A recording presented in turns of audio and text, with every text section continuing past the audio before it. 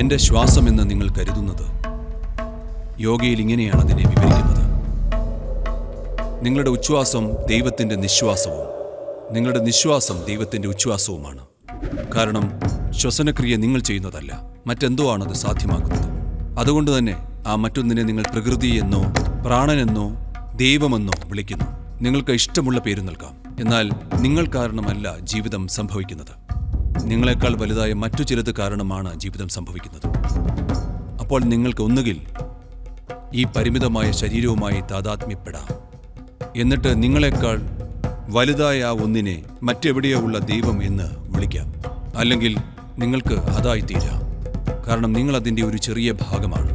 നിങ്ങളെല്ലാമാണെന്നും നിങ്ങൾ എന്തെങ്കിലും ഒന്നല്ല എന്നും നിങ്ങളെ പതിയെ ബോധ്യപ്പെടുത്തുന്നതിന് വേണ്ടിയാണ് യോഗ പരിശീലനങ്ങൾ ചിട്ടപ്പെടുത്തിയിരിക്കുന്നത്. പതിയെ അത് നിങ്ങൾക്കുള്ളിൽ ഒരു സാഹചര്യം സൃഷ്ടിക്കുന്നു. അങ്ങനെ ഞാൻ പരിമിതമല്ല എന്ന് നിങ്ങൾക്ക് തിരിച്ചറിയാനാവുന്നു.